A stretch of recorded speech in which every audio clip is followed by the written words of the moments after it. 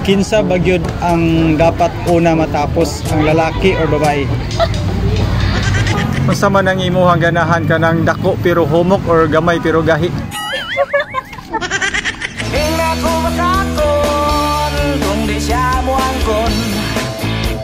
Hi ma'am.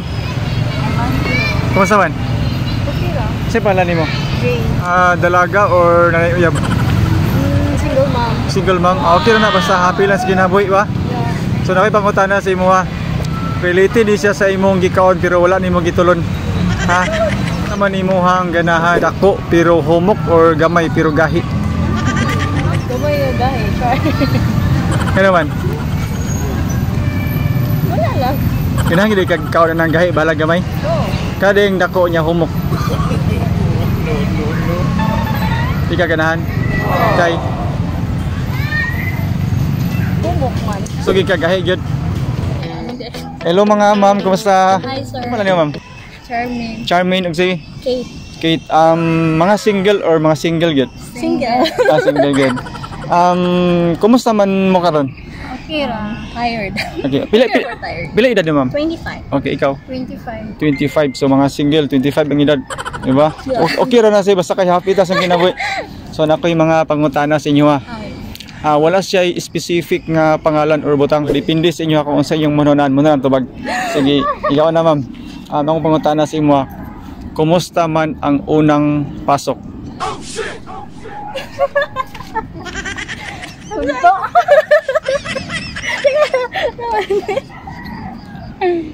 Kumusta ang unang pasok? Kulba. Cool ba siya?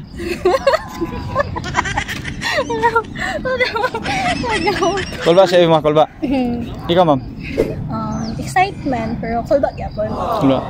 Na-excite ka nga na kulbaan? Yes. Ikaduha nga pangutana, unsa man ang imuhang gihungit pero wala nimo gitulon?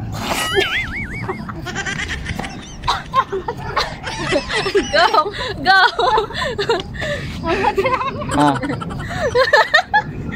Wala ka idea? Ikaw ma'am?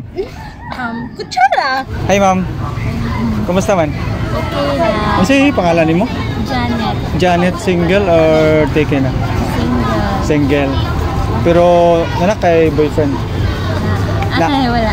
Wala ba? Ma'am, nakoy pangutana sa imo ha. Kinsa bagyod ang dapat una matapos, ang lalaki or babae? Lalaki. Mas makasasala sila. For example, ang imuhang boyfriend humana siya niya, ikaw wala pa. Ay, dili. Dili ka gusto. Dili. Gusto nimo nga mas una gikang human. Oo. Aya siya. Oo. Kasi feeling ma'am nga kanang nahuman na siya niya, ikaw wala pa. Sakit sa dugan. Sakit sa dugan.